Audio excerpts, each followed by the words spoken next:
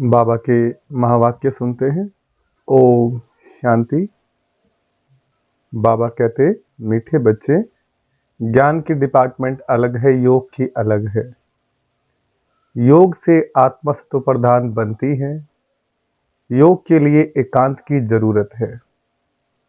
प्रश्न है, स्थायी याद में रहने का आधार क्या है?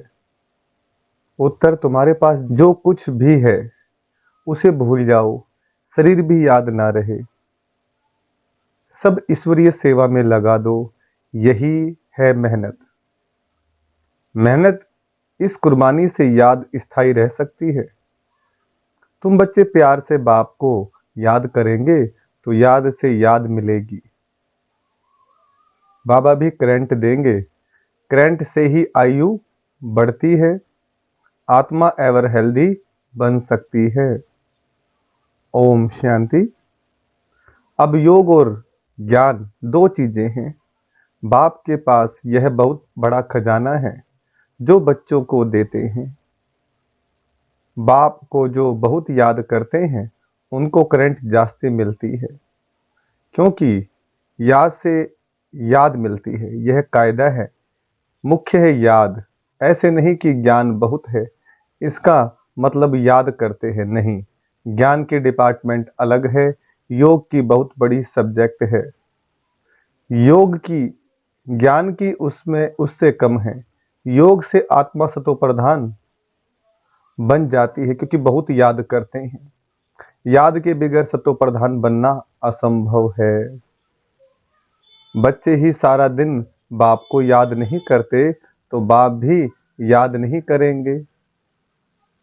बच्चे अच्छी रीति याद करते हैं तो बाप की भी याद से याद मिलती है। बाप को खींचते हैं। यह भी बना बनाया खेल है जिसको अच्छी रीति समझना है। याद के लिए बहुत एकांत भी चाहिए। पिछाड़ी में आने वाले जो ऊंच पद पाते हैं उसका आधार भी याद है। उन्हें याद बहुत रहती है। मैन शक्ति याद से ही मिलती है। अगर याद नहीं करेंगे तो आत्मा के जो विकार हैं वो निकलेंगे। याद से याद मिलती है। जब बच्चे बहुत याद करते हैं तो भी बाप भी बहुत याद करते हैं। वह कशिश करते हैं, कहते हैं ना, बाबा रहम करो, कृपा करो। इसमें भी याद चाहिए।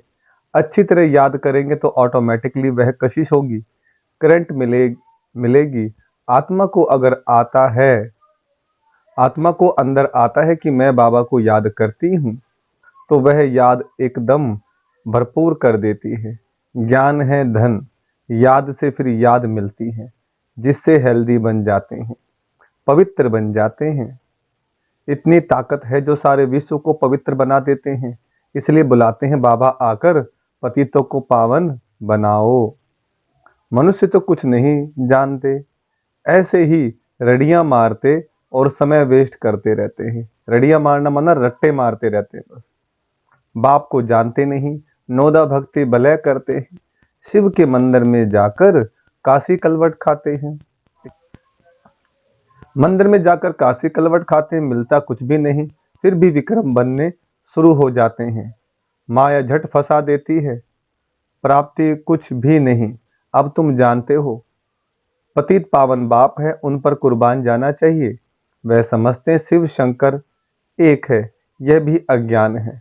यहाँ बाबा बार बार कहते हैं, मन मना भव, मुझे याद करो। तुम पवित्र बन जाएंगे, तुम काल पर जीत पाते हो। इसमें तुम जितनी कोशिश करेंगे तो माया भी बहुत बिगड़ डालेगी, क्योंकि माया समझती है ये बाप को याद करेंगे तो मुझे छोड़ देंगे। क्योंकि जब तुम मेरे बनते हो तो सब कुछ छोड़ना पड़े, मित्र संबंधी धन आदि कुछ भी याद ना आए। छोड़ना वैसे नहीं संन्यास ले लेना है, घर बार छोड़ दे देना नहीं। घर परिवार में रहते हुए बुद्धि से परमात्मा को याद करना है, बुद्धि में और याद ना आए। इसको जब इस तरीके से मुरली सुनेंगे, योग लगाएंगे तो मोहन बन जाएंगे। मोहन माना मोह ना, मोह ना माने निराकार, मोह माने परमात्मा से जब मोह हो जाता है हमारा, तब हम मोहन बनते हैं। घर घर में नारी लक्ष्मी का रूप और नर नारायण का रूप बन जाता है। तो बाबा कहते हैं, मित्र संबंधी धनादि कुछ भी याद ना आए।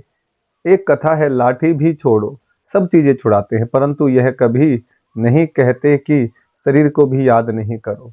बाप कहते हैं यह शरीर तो पुराना है, इसे भी भूलो, भक्ति मार्ग की बातें भी छोड़ दो, एकदम सब कुछ भूल जाओ, अथवा जो कुछ है काम में लगा दो, तब ही याद टिकेगी। अगर ऊंच पद पाना है तो बहुत मेहनत चाहिए।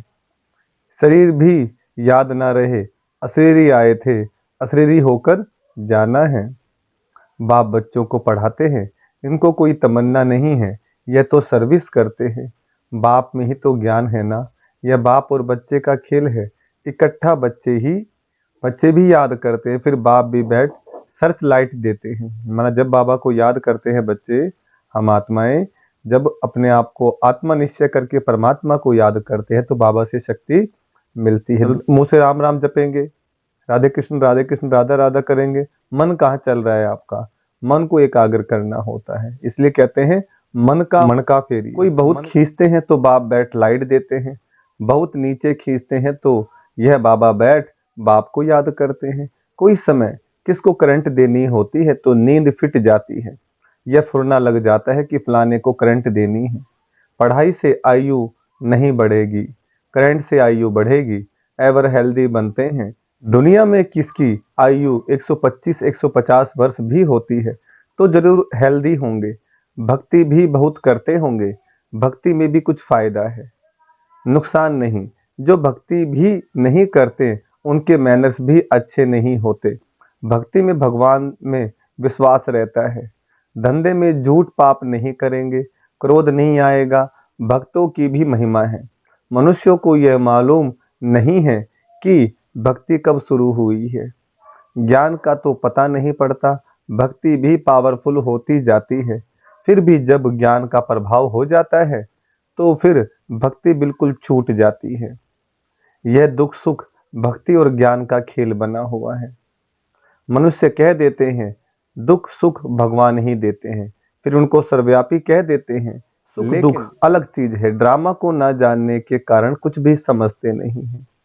इतनी सब आत्मा एक शरीर छोड़ दूसरा लेती हैं, यह तुम ही जानते हो। ऐसे नहीं कहेंगे कि सतयुग में तुम देही अभिमानी रहते हो, यह तो अब बाप सिखलाते हैं।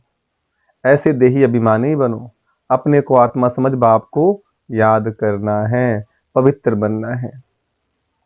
वहां तो है ही पवित्र सुख धाम, सुख में कोई याद नहीं करते। सतयुग में पहुंच जाए तो हम क्या हो जाते हैं? सुखी हो जाते हैं, और कलयुग में दुखी हो जाते हैं। तभी परमात्मा आकर के संगम युग पर हमें ज्ञान देते हैं और हमें सुखी बनाते। जिस प्रकार बच्चा रोता है तो माँ दूध पिलाती है, ऐसे ही हम जब मनुष्य आत्माएं रोती हैं तो सब परमात्मा के बच्चे ही है ना। जब हमारा मन रोता है, दुखी परेशान होता है विषय विकारों के कारण, घर परिवार में संबंधों में भी मिठास नहीं रहती, संबंध भी ठीक नहीं रहते, तब परमात्मा को आना पड़ता है, हमें सच्चा ज्ञान देते हैं और हमें सतयुग में ट्रांसफर करते हैं। हमारी जन्मों जन्मों की जो मन की भूख है वो मिटा देते हैं। तो बाबा कहते हैं वहां तो है ही पवित्र सुख धाम, सुख में कोई याद नहीं करते, भगवान को याद करते हैं दुख में। देखो ड्रामा कितना वंडरफुल है, जिसको तुम ही नंबरवार जानते हो। यह जो पॉइंट्स लिखते हैं वह भी भाषण के समय रिवाइज करने के लिए। डॉक्टर वकील भी पॉइंट्स नोट करते हैं। अब तुमको बाप की मत मिलती है तो फिर रिवाइज भी करना चाहिए। भाषण करने के समय इसमें तो है बाबा की प्रवेशता, किनमें? ब्रह्मा बाबा के अंदर में। बाप तुमको समझाते हैं तो यह भी सुनेंगे, वह पॉइंट्स नहीं सुनाते तो मुझे क्या पता जो तुमको समझाऊं। बाप कहते हैं ये बहुत जन्मों के अंत का जन्म है, ब्रह्मा और विष्णु का चित्र भी है, तुम राजाई में चलते हो सिर्फ नंबरवार, जितना याद करते हैं धारणा करते हैं उतना पद पाते हैं। बाप कहते हैं गुह्य ते गुह्य बातें सुनाता हूँ, तुम नई नई पॉइंट्स नोट करो, पुरानी काम में नहीं आएंगी। इसलिए जब भी मुरली सुने तो पेन डायरी लेकर के बैठे, जो आपको पते की बात लगे कि हाँ बाबा ने मेरे लिए बात बोली या मेरे अंदर ये कमी है मुझे सुधार करना है, उसको नोट कर लें आप। रोज मुरली में एक बात जरूर ऐसी आती है जो कि हमें हमारे अंदर कमी होती है उसको दूर करती है। और हमारी समस्या का समाधान होता है। आज के समय में मुरली लाखों करोड़ों बच्चे सुन रहे हैं और दिन ब दिन बाबा के बच्चे बढ़ते ही जा रहे हैं। तो इसलिए मुरली को जब सुनते जाएंगे तो परमात्मा के साथ संबंध स्थापित होता है। परमात्मा के जब वाणी सुनते हैं तो हमारे भीतर बहुत सारी कमियां हैं जो निकलती। भाषण के बाद फिर याद आएगा कि यह पॉइंट्स अगर समझाते तो बुद्धि में ठीक बैठ जाती। तुम सब ज्ञान के स्पीकर हो, परंतु नंबरवार सबसे अच्छे महारथी हैं। बाबा की बात अलग है। यह बाप दादा दोनों इकट्ठे हैं। मम्मा सबसे अच्छा समझाती थी। बच्चे संपूर्ण मम्मा का साक्षात्कार भी करते थे। कहाँ जरूरी होता था तो बाबा की भी प्रवेश करके अपना काम कर लेता था। यह सब समझने की बातें हैं। बाबा कह रहे हैं कहीं पर बच्चे फंस जाते हैं, किसी को समझा नहीं पाते और सामने वाली आत्मा का कल्याण करना है तो शिव बाबा आकर प्रवेश करके ज्ञान देकर चले जाते हैं। यह सब समझने की बातें हैं। पढ़ाई फुर्सत के समय होती है। सारा दिन तो धंधा आदि करते हैं। विचार सागर मंथन करने के लिए फुर्सत चाहिए, शांति चाहिए। समझो कोई को करंट देनी है, कोई अच्छी सर्विस करने वाला बच्चा है तो उनको मदद करनी है। उनकी आत्मा को याद करना पड़ता है। शरीर को याद कर फिर आत्मा को याद करना है। यह युक्ति रचनी है। सर्विसेबल बच्चे को तकलीफ है तो उनको मदद करनी है। बाप को याद करना है, फिर खुद को भी आत्मा समझ कुछ न कुछ उनकी आत्मा को भी याद करना है। यह जैसे सर्च लाइट देना होता है। ऐसे नहीं सिर्फ एक जगह बैठ याद करना है। चलते फिरते भोजन खाते भी बाप को याद करो। दूसरे को करंट देना है तो फिर रात्रि को भी जागो। बच्चों को समझाया है सवेरे उठकर जितना बाप को याद करेंगे उतना कशिश होगी। बाबा भी लाइट देंगे। बाबा का यही धंधा है बच्चों को सर्च लाइट देने का। जब बहुत सर्च लाइट देनी होती है तो भी बाप को बहुत याद करते हैं। तो बाप भी सर्च लाइट देते हैं। आत्मा को याद कर सर्च लाइट देनी होती है। माना कोई कमजोर आत्मा है तो बाबा कहते रात को भी जाग करके योग करो, शक्ति दो उसको। इसी प्रकार बाबा भी क्या करते हैं, शिव बाबा ब्रह्मा बाबा के तन में आकर के हम बच्चों को क्या देते हैं, शक्तियां देते हैं। जब हम आत्माएं कमजोर हो जाती हैं, जब हमारे अंदर शक्ति भरती है तो हम भी निर्बल आत्माओं को बाबा से शक्ति लेते हैं और उनमें ट्रांसफर करते हैं। तभी आत्मा के अंदर बल भरता है ज्ञान मार्ग में चलने का। धर्म के मार्ग पर चलकर अपना कल्याण तभी कर पाते हैं। तभी घर का वातावरण शुद्ध और पवित्र होता है। यह बाबा भी सर्च लाइट देते हैं, ब्रह्मा बाबा। फिर इसको कृपा कहो, आशीर्वाद कहो, कुछ भी कहो। सर्विसेबल बीमार होगा तो तरस पड़ेगा। रात को जागकर भी उनकी आत्मा को याद करेंगे क्योंकि उनको पावर की दरकार है। याद करते हैं तो उनको रिटर्न में याद मिलती है। बाप का लव बच्चों पर जाती है, फिर उनको भी याद पहुंचती है। बाकी ज्ञान तो सहज है, उसमें माया के विघ्न नहीं पड़ते हैं। मुख्य याद, इसमें विघ्न पड़ते हैं। याद से बुद्धि सोने का बर्तन बन जाती है। जिसमें धारणा होती है, कहावत है शेरनी का दूध सोने के बर्तन में ठहरता है। ऐसे ही बाबा का ज्ञान भी पवित्र बुद्धि वालों की, जो देवी देवता धर्म की आत्माएं हैं, उनकी ही बुद्धि में ये ज्ञान ठहरेगा। औरों को ज्ञान समझ में नहीं आने वाला। बाबा कहते जिन्होंने बहुत भक्ति की है वही ज्ञान में चलेंगे। इस बाप के ज्ञान धन के लिए भी सोने का बर्तन चाहिए। वह तब होगा जब याद की यात्रा में रहेंगे। जितना बाबा को याद करते रहेंगे उतना बुद्धि पवित्र होती जाएगी और ज्ञान धारण होता जाएगा। नहीं तो ज्ञान सुनोगे, यहाँ से एक कान से सुनेंगे दूसरे से निकलता जाएगा, अप्लाई नहीं होगा। वो याद नहीं करेंगे तो धारणा नहीं होगी। ऐसे मत समझो कि बाप अंतर्यामी है, कुछ बोला और हुआ। यह तो भक्ति मार्ग में होता है। बच्चा हुआ तो कहेंगे गुरु की कृपा, अगर नहीं हुआ तो कहेंगे ईश्वर की भाभी। रात दिन का फर्क है। तुम बच्चों को ड्रामा का राज तो बाप ने अच्छी रीति समझाया है। तुम भी पहले नहीं जानते थे, यह तुम्हारा मर्जीवा जन्म। अभी तुम जानते हो, हम देवता बन रहे हैं। तुम इस टॉपिक पर समझा सकते हो कि यह लक्ष्मी नारायण को राज्य कैसे मिला, फिर कैसे गवाया। सारी हिस्ट्री ज्योग्राफी हम आपको समझाएंगे। ये ब्रह्मा भी कहते हैं हम लक्ष्मी नारायण की पूजा करते थे, गीता पढ़ते थे। बाबा ने जब प्रवेश किया तो सब कुछ छोड़ दिया। ब्रह्मा बाबा बहुत बड़े व्यापारी थे और उनका बिजनेस बहुत अच्छे लेवल पर चल रहा था, लेकिन क्या हुआ, जब परमात्मा की प्रवेशता हुई, उनको ज्ञान मिला, साक्षात्कार हुए, तब उन्होंने सब कुछ ट्रांसफर कर दिया परमात्मा के कार्य में लगाकर। और आज देखो लाखों बहन भाई इसका लाभ ले पा रहे हैं, जगह जगह सेवा केंद्र बन गए हैं। बाबा कहते, बाबा ने जब प्रवेश किया तो सब कुछ छोड़ दिया, साक्षात्कार हुआ। बाबा ने कहा मुझे याद करो तो विक्रम विनाश होंगे। इसमें गीता आदि पढ़ने की बात नहीं। बाप इनमें बैठा है, सब कुछ छुड़ा दिया। कभी शिव का दर्शन करने मंदिर में नहीं गए, भक्ति की बातें एकदम उड़ गई, यह नॉलेज बुद्धि में आ गई।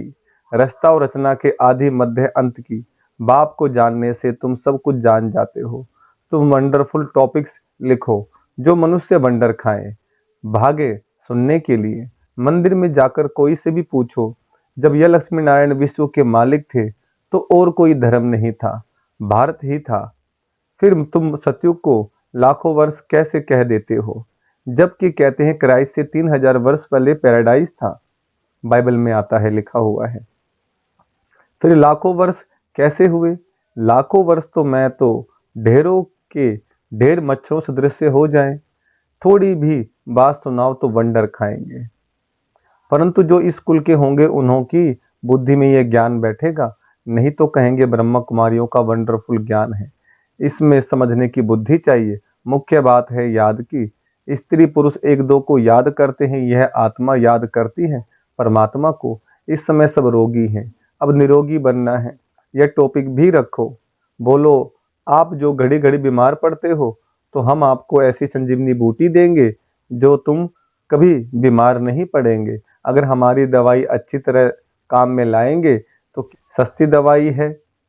21 पीढ़ी सतयुग त्रेता तक बीमार नहीं होंगे, वह है ही स्वर्ग। ऐसी ऐसी पॉइंट्स नोट कर लिखो। तुम सब सर्जनों से भी बड़ा अविनाशी सर्जन तुम्हें ऐसी दवाई देंगे जो तुम भविष्य 21 जन्म के लिए कभी बीमार नहीं पड़ेंगे। अभी है संगम, तो हम सब कौन हैं? छोटे छोटे डॉक्टर। सबसे बड़ा डॉक्टर कौन है? शिव बाबा, इसलिए उनको वैद्यनाथ भी बोलते हैं। तो बाबा हम बच्चों को सिखा रहे हैं कैसे ट्रीटमेंट करना है और किस समस्या में कौन सी दवाई लेनी है, माना किस समय पर कौन सा ज्ञान का पॉइंट काम आने वाला है और उस समस्या से हम बाहर निकलने वाले हैं। तो सबकी अलग अलग समस्या है। तो बाबा कहते हैं अभी यह संगम, ऐसी बातें सुनकर मनुष्य खुश होंगे। भगवान भी कहते हैं मैं अविनाशी सर्जन हूँ, याद भी करते हैं हे पतित पावन अविनाशी सर्जन आओ, अब मैं आया हूँ, तुम सबको समझाते रहो। अंत में आखिर सब समझेंगे जरूर। बाबा युक्तियां बताते रहते हैं। अच्छा, मीठे मीठे सिकलदे बच्चों प्रति माता पिता बाप दादा का याद प्यार और गुड मॉर्निंग। रूहानी बाप की रूहानी बच्चों को नमस्ते। हम रूहानी बच्चों की रूहानी बाप दादा को नमस्ते। धारणा के लिए मुख्य सार है। पहला पॉइंट, बाप से सर्च लाइट लेने के लिए सवेरे सवेरे उठ बाप की याद में बैठना है। रात्रि को जाकर एक दो को करंट दे मददगार बनना है। दूसरा, अपना सब कुछ ईश्वरीय सेवा में सफल कर इस पुराने शरीर को भी भूल बाप की याद में रहना है। पूरा कुर्बान जाना है, देही अभिमानी रहने की मेहनत करनी है। वरदान, स्वदर्शन चक्र द्वारा माया के सब चक्रों को समाप्त करने वाले माया जीत भव। स्वदर्शन चक्र द्वारा माया के सब चक्रों को समाप्त करने वाले माया जीत भव। वरदान का विस्तार, अपने आप को जानना अर्थात स्वयं का दर्शन होना और चक्र का ज्ञान जानना अर्थात स्वदर्शन चक्रधारी बनना। जब स्वदर्शन चक्रधारी बनते हो तो अनेक माया के चक्र स्वतः समाप्त हो जाते हैं। देहभान का चक्र, संबंध का चक्र, समस्याओं का पा माने चक्र, माया के अनेक चक्र हैं। 63 जन्म इन्हीं अनेक चक्रों में फंसते रहे। अब स्वदर्शन चक्रधारी बनने से माया जीत बन गए। स्वदर्शन चक्रधारी बनना अर्थात ज्ञान योग के पंखों से उड़ती कला में जाना। स्लोगन, विधेयी स्थिति में रहो तो परिस्थितियां सहज पार हो जाएंगी। विदेही स्थिति में रहो तो परिस्थितियां सहज पार हो जाएंगी। अच्छा, ओम शांति।